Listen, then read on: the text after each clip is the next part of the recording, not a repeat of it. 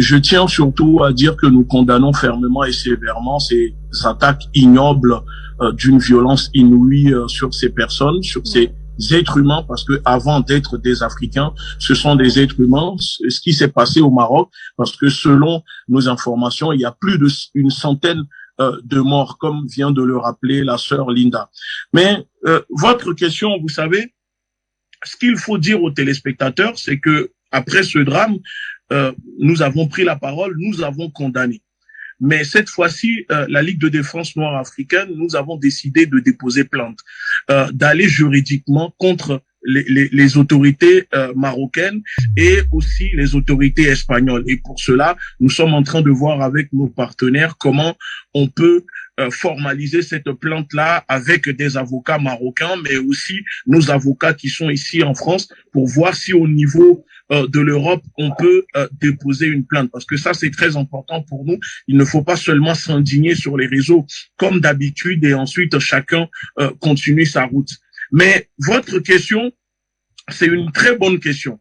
Il faut savoir que si les autorités marocaines, si les gendarmes marocains se sont comportés comme ça contre ces personnes, c'est tout simplement parce que oui, ces personnes possèdent le titre, moi je dirais plutôt de réfugiés, parce que migrants, voilà, ce sont des Africains, on est en Afrique, on ne peut pas, pour moi, on ne peut pas être migrant en étant sur le sol africain. Donc ce sont des réfugiés qui partent d'un point A pour aller en point B.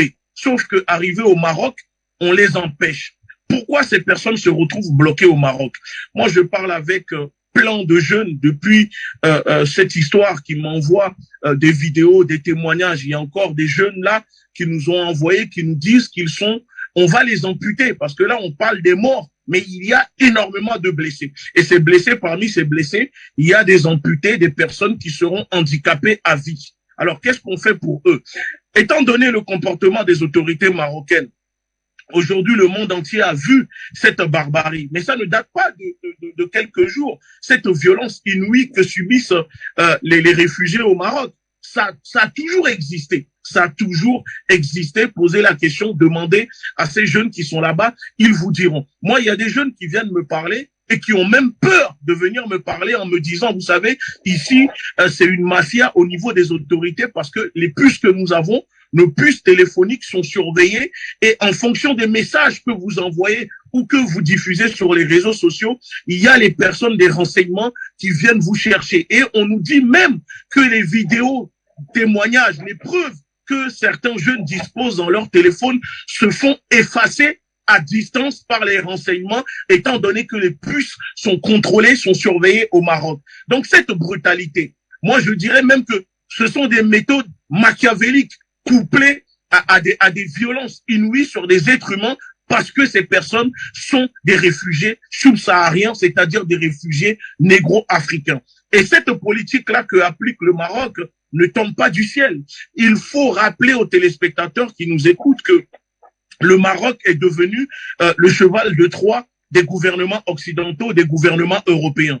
Le Maroc est le cheval de Troie aujourd'hui des Américains dans la région. Pourquoi l'Union européenne, posez-vous la question, ne dit pas un mot? Pourquoi les pays européens, notamment la France, ne dit pas un mot?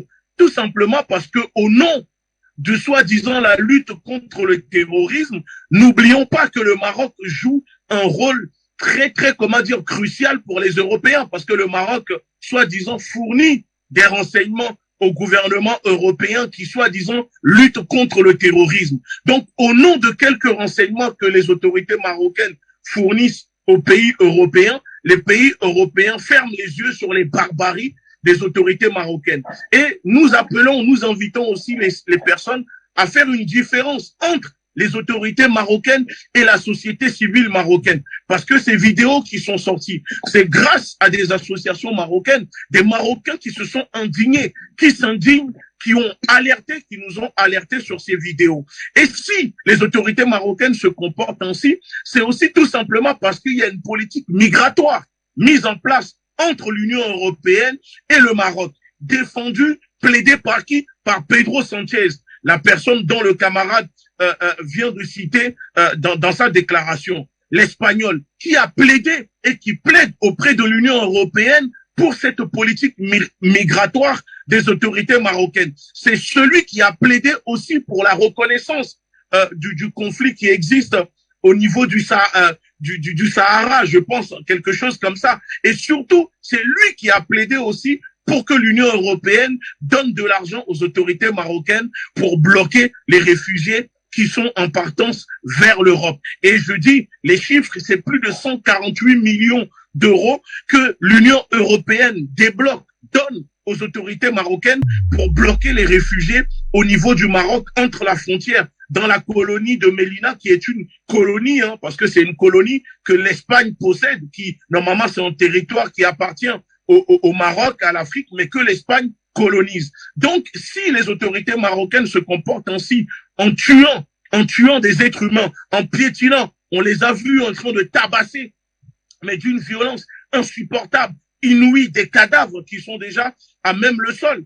C'est tout simplement pour faire plaisir à l'Union européenne. C'est la même méthode machiavélique qui est utilisée en Libye, où l'Union européenne donne 200 millions d'euros d'aide à la Libye, où il n'y a pas de gouvernement pour mettre en esclavage des réfugiés négro-africains qui veulent aller vers l'Europe. Mais surtout, s'il y a ce fléau aujourd'hui, on ne peut pas pointer du doigt les autorités marocaines, les autorités espagnoles, l'Union européenne, sans pointer du doigt la responsabilité des dirigeants africains, que moi je surnomme des gardiens de camps de concentration. Parce que si les autorités marocaines se comportent ainsi sur les citoyens africains, c'est tout simplement parce que ces gardiens de camps de concentration qui siègent dans les instances, dans les organisations comme la CEDEAO, l'Union africaine, ne font rien pour leur propre population. Laissent les gouvernements occidentaux, l'impérialisme, le néocolonialisme piller les richesses, la nourriture de leur propre population.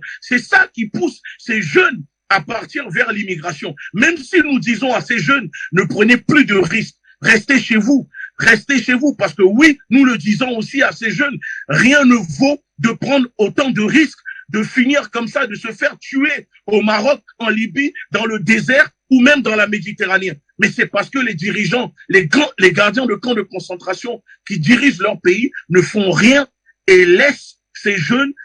Aujourd'hui, on assiste on est en train de vider l'Afrique de sa jeunesse, des personnes, de tous les cerveaux qui sont capables de développer. Les futures élites des pays africains sont vidées, meurent dans le désert, dans la Méditerranée, ou se font massacrer à la frontière entre le Maroc et l'Espagne. Et jusqu'à quand nous allons rester les bras croisés à regarder cela? Oui, on s'indigne, on dénonce, mais après, qu'est-ce que nous faisons? Qu'est-ce qu'on fait? On ne fait rien. Nous avons vu ce qui s'est passé en Libye avec l'esclavage. Les gens ont manifesté, mais qu'est-ce que les organisations panafricanistes n'ont rien fait, à part manifester et s'indigner. Donc, cette fois-ci, il faut aller loin. Il faut juridiquement poser des actes concrets. C'est pour ça que nous, au niveau de la Ligue de défense nord-africaine, j'ai demandé, j'ai exigé à notre organisation de tout faire pour rassembler les preuves, de retrouver les témoins, les rescapés de ces massacres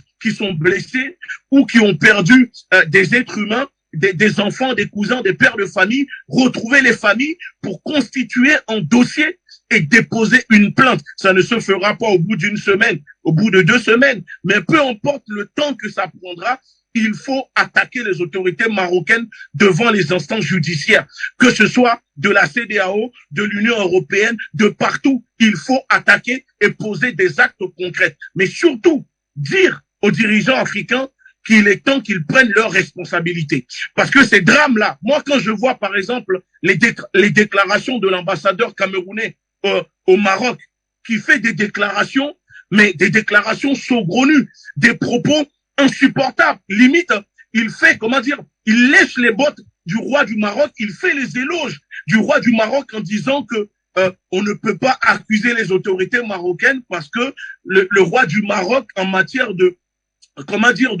d'immigration, il a un bon cœur, il aide énormément les réfugiés, que le Maroc est un pays exemplaire en termes d'immigration, et donc il ne faut pas condamner le Maroc. Donc quand vous prenez des dirigeants, des ambassadeurs qui sont censés défendre leur propre population, leurs concitoyens, et qui soutiennent une barbarie pareille qui choque le monde entier, ou en Espagne, ça manifeste. Dites-vous, mais comment voulez-vous que les autorités marocaines se comportent vis-à-vis de ces personnes? Tout simplement parce que pour eux, ce ne sont pas des êtres humains, on peut les massacrer. Et moi, ce qui me surprend le plus et que je trouve très répugnant, c'est que sur les réseaux, il y a des trolls payés par les autorités marocaines qui se permettent de venir intimider des personnes, qui se permettent maintenant de vouloir accuser ces personnes, ces réfugiés, d'être responsables de leur malheur, de ces massacres, en disant oui, ils étaient armés de bâtons, de couteaux, de je ne sais quoi. Et quand ils publient les photos, on voit trois couteaux et on voit le Maroc